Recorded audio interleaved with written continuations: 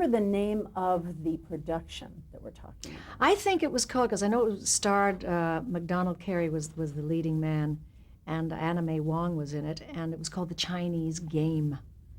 And we were talking about what happens after a run-through, but for the benefit of those people who don't necessarily know what that means, it means doing the show in its entirety as though it were on the air and live, no stops. Even with the mistakes and all, you just keep going forward the way you would on a live show. So after the run-through of this particular show, you have a break for dinner, and at that break, you also get all the notes from your director, which I mentioned earlier. Well, in this case, oh, my blood still turns to ice when I think of the experience. The director said, we are really running long.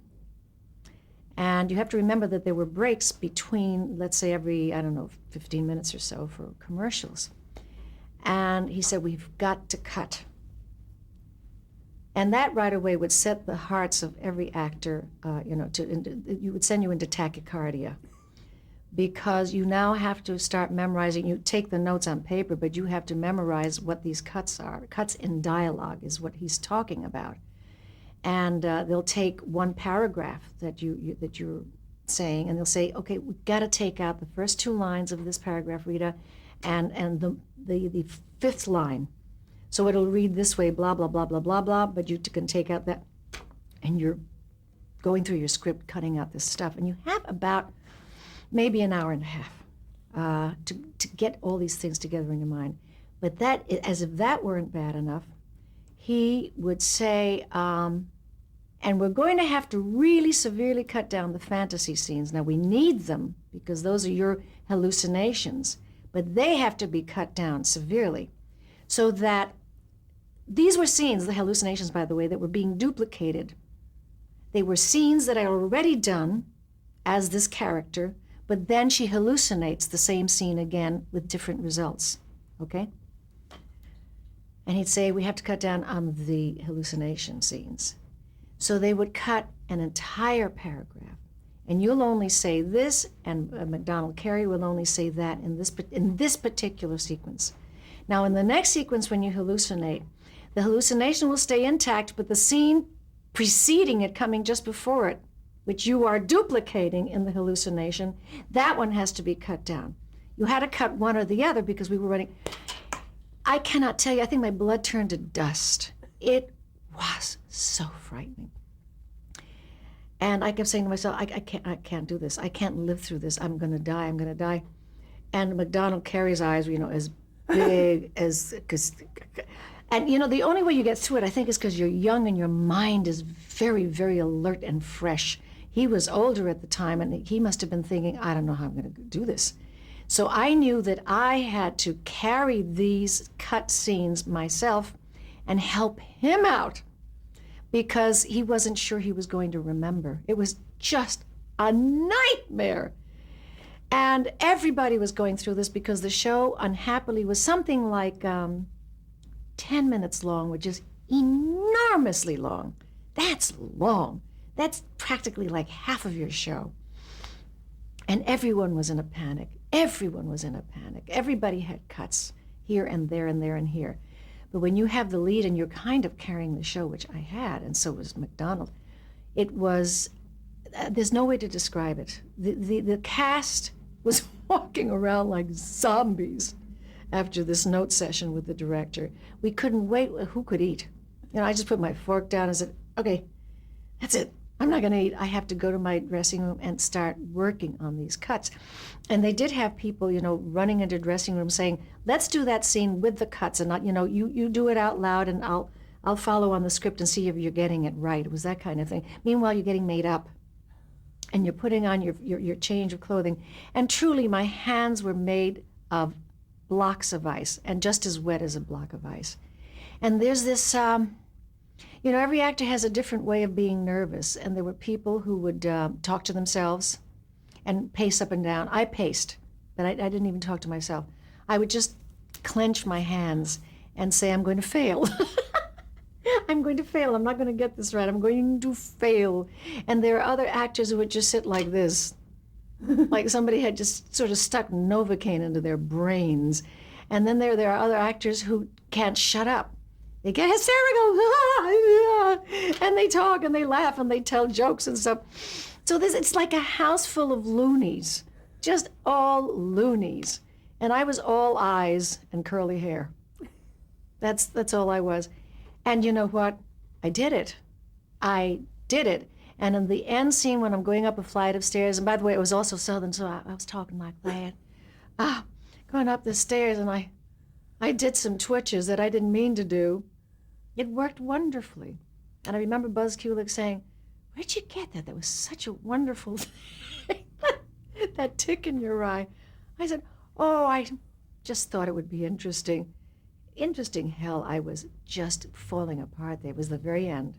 And I could relax a little bit. I was just walking up the stairs and saying, "Thank you, everyone, thank you, for whatever the hell it was." But, oh, dear God, it was one of the worst experiences of my life. Awful, awful, awful. And yet you worked with this director, Buzz Kulick, many times. Yeah, he was a cute guy, very handsome, very, very short hair, very New Yorky, actually, looking guy. Don't ask me what that means. He just looked New Yorky to me. And he was the sort of fellow, as I recall, who seemed very in charge, very cool about it. He'd done this a lot of times. And he certainly had more faith in the actors than they sometimes had in themselves, because he knew that when push comes to shove, you just get it right. You just do. You really do. I remember Ricardo Montalban telling me a hilarious story about doing a Western. And I think it may have been on Climax, where he's supposed to be the fastest gun in the West. No, he didn't tell me. Someone told me this about him. And he comes into the saloon to have a showdown with the villain. And he takes his gun out, and it flies into the air. The fastest gun in the West. I mean, there are wild stories like this. They go on. Leslie Nielsen told me one of the funniest stories I've ever heard on live television. And he did a lot of it, Leslie Nielsen. He was on another planet. It was a sci-fi thing. And it may have been a Studio One for all I know. And he and Brian Keith, I think it was. And Brian was a big guy. And Brian is supposed to, one of them was supposed to take out their ray gun and shoot the villain dead. One of them, I don't know if it was Leslie or Brian Keith.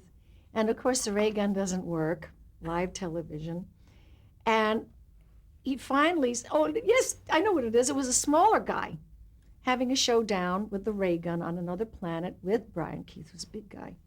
And the guy couldn't, the thing didn't work, so he said, "Never mind," and he strangled him to death. He strangled him to death. Can you imagine? I mean, live television was insane. Another time, a guy, one of the most wonderful stories ever is the person, it might have been a soap opera. When you're rehearsing, you do this for a phone because you don't often have the right prop. You don't have a real phone there. So you do this, and it's one of those scenes where they go back and forth from this person to the person that he's talking to, back to this person, back to that person. The camera goes back and forth. And in the scene, on the live thing, he says, "Listen, I just wanted to tell you that I have some bad news for you." And they switch to the other guy. And this person is so shocked and traumatized that when they come back to him, he's now talking to his pinky down here. But he doesn't pick up the real phone. And they go back to the other guy. They come back to this guy, and he is still talking to his thumb at this point because the hand is down here. He finished the scene and hung up his hand and left the scene. And I think he quit show business. These are famous, famous stories. And they give them, there's tons of those. Did you ever look forward to doing a live performance? Hell no. No, because my first really live performances were on live television, and it was absolutely frightening. My very first experience live was on Lux Television Theater, which was taken from Lux Radio Theater. And what they did was they always had a young starlet, a girl, because they were promoting the soap and how soft it was and how gentle it was on the skin. They would have a young starlet do one of the commercial breaks. No, actually two of them. And you had to look into the camera, which is really hard. It's very hard to look into this machine instead of into a person's face. And you, of course, had to memorize it. That was that was the very first experience. It is a miracle that I ever did live television again after that. Because I almost had a breakdown. I was so frightened after it was all over that I just started to shake violently and cry from nerves. But I had to talk about, and as an actress, as a young actress in films, I use Lux soap because it's so gentle on my skin and when it lathers and this kind of stuff. And it was probably fully I would guess a minute or maybe 30 seconds. For all intents and purposes, it was a lifetime of talking about this product. And when I finished the second one, I just sat down and started to cry and tremble, and no one had any idea what was the matter with me. I mean, they'd never seen anyone react this way before. I was shattered. It was so frightening.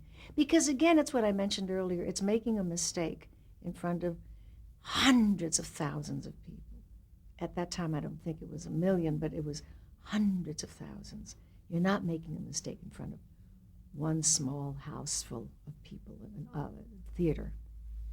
It's very scary. And everyone wants to be perfect. Actors particularly. If you thought to examine it, do you think you might come up with why you tended not to get so many ethnic roles in the live TV? I've never been able to figure that one out. It's interesting to me that because when I think of it, but always in filmed television, always the Senorita. I mean, all the titles, The Marriage of Liplet, which was Fireside Theater. I was an Indian maiden. The Saint and the Senorita, which was my first filmed television show. It was always that in filmed television. And the few live things I did, which really not that many, were not Hispanic. So it says to me this much, that the people who were running those shows, the live shows, were very much had the New York mentality. And if I had been in New York, I probably would have done more television, more live television, and done less ethnic stuff. It was the kind of thinking that also went hand in hand with theater thinking, where you could do roles that weren't necessarily Hispanic. Or if they were at the very least not stereotypical roles. They just had a different take on things like that. And with film television, I did nothing but. I think the Run for Your Life, the Ben Gazzara thing, and it stands out probably because of that, was not a Hispanic character. And it's not that I mind playing Hispanic characters, not in the least. It's that I mind the stereotypical stuff. And almost all of them were like that. In The Father Knows Best, I played an East Indian girl. Now, nowadays that would not wash. It would be like playing an American Indian girl now. You did two really significant film roles. One was King and I, the other West Side Story, musicals. How did you get those roles? The King. You mentioned The Marriage of Lit. That was the Schlitz Playhouse of Stars. That was the Schlitz Playhouse, that's right. Do you remember doing the actual production? The Marriage of Lit. Actually, we went to Mexico to do that. In those days, yeah. I think that may have been my very first trip to Mexico City, where we did this particular film. And I remember there was a wonderful actor in it named Frank Silvera, who was from New York theater, who just kept saying, you really ought to go to New York, you really ought to do theater, you shouldn't be doing this kind of crap. You ought to go to New York, but I was too scared. Was there much location shooting outside of Hollywood then? Not really. with the Westerns, obviously, but there was always, we'd go over to Calabasas and shoot there. Every Western in the world went there.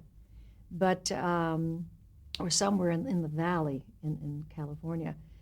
But this was unusual. I don't remember why that happened, why they did that, but that's where we did it.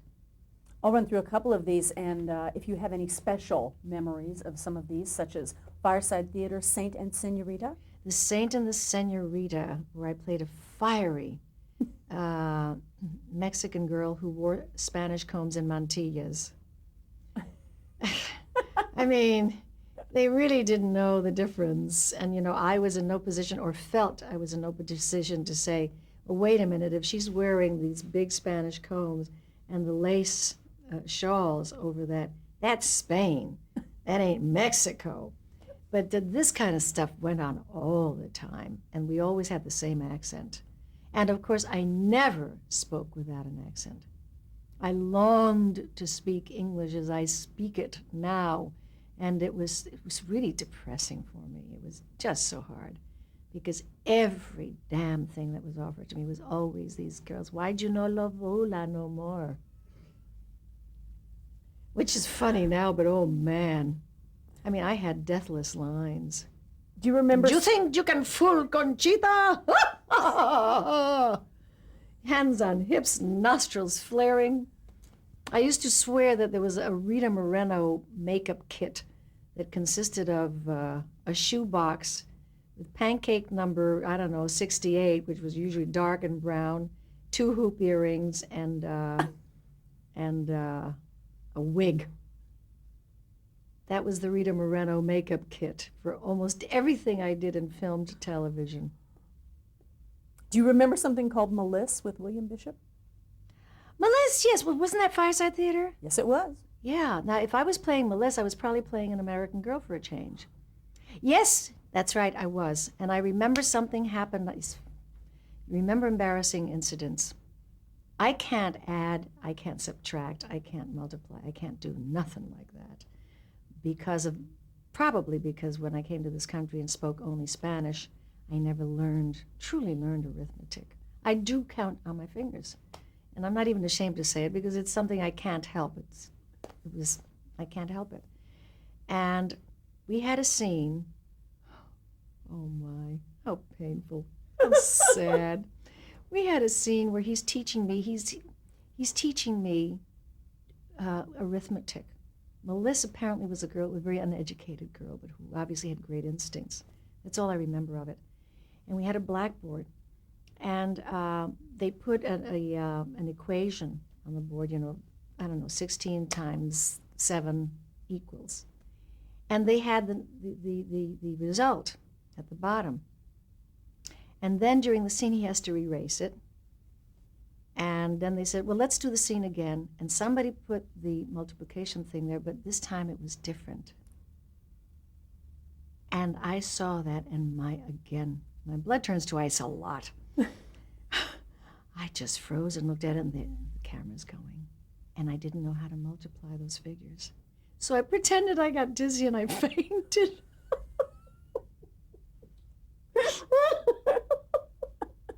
I mean, it takes this many years of distance to be able to laugh at myself. I didn't know what else to do. And I went, oh. and everybody got startled, and they put smelling salts under my nose, which is horrendous. It's ammonia, it's very strong. I went, are you all right? I said, oh, yeah, well, I didn't have breakfast today. And they brought me food, which I really didn't want, because I was sick to my stomach at the dilemma. And they finally straightened me out, and I said, will you use the same numbers as before, please? And they said, oh, yeah, that's right, we made a mistake. I said, yeah, you did.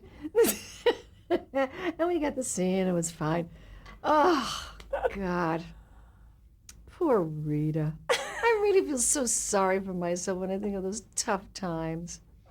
It would have been so much easier to say, I can't do that, because I don't know arithmetic well enough to do that equation. But it takes such a sense of self to be able to do stuff like that, and I really didn't have that. I didn't have any of that at all. So I pretended to faint. And William Bishop, I'm sure to this day, remembers this. You remember the time you fainted? If I ever run into him, I can say, let me tell you a little story about that. Do you have any bad memories associated with the Enzia Pinzo show? Oh my God, what a mess.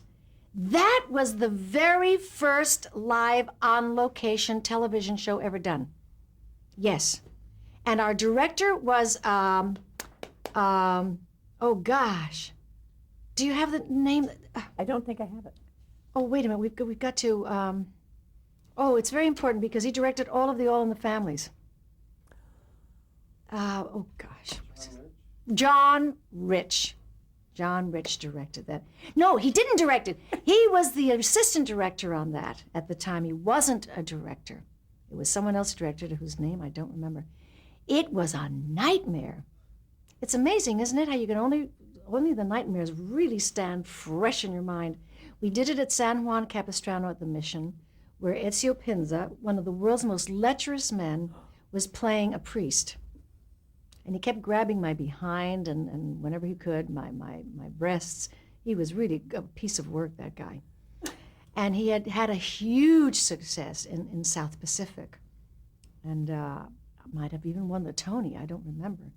But, I mean, he had an enormous, he was a wonderful operatic singer, but a terrible, dirty old man in life, and very temperamental. He was an opera person, so he behaved like an opera person. And to put someone like that on the very first live remote television show was insanity, pure insanity. And I was the girl who came to him because I was in some kind of trouble. I don't remember what it was.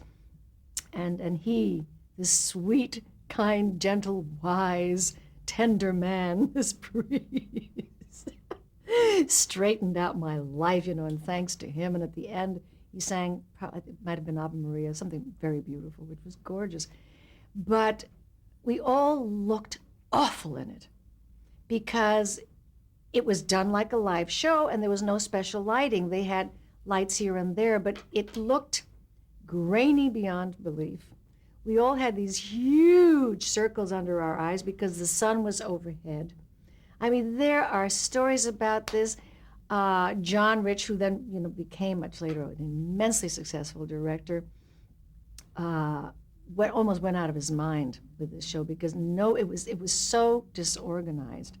I can't remember the company that did it. I don't remember the network, but it was a nightmare experience. I always seem to get involved in nightmare experiences with terrible leading men whom I have to nurse. This has happened to me a lot. I became the Florence Nightingale of all kinds of theater and TV experiences. I was always with the difficult ones. I did Ray Bolger's pilot. It was called The Ray Bolger Show. And it turned out that Ray couldn't dance. Well, he was a hoofer. There is a difference. He was a wonderful hoofer, and when it came to doing what they call eccentric dancing and kicking his legs up to his forehead and doing wacky, loony kind of steps, he was marvelous. But we had a choreographer who was trying to make him dance, and he could never get the counts right. He couldn't get anything right. My toes were forever damaged because he stepped on me so many times, the Ray Bolger. And from that, in fact, it's fun talking about this because it brings up so many memories. I got on the cover of Life magazine because they were covering this. And I think it was one of the early pilots also with a musical personality. Needless to say, it did not go to series. It was a mess, another mess. And there I am yet again, nursing along this man who was so eccentric and did a lot of things really wrong and would blame everybody else for it. What was the premise of the show?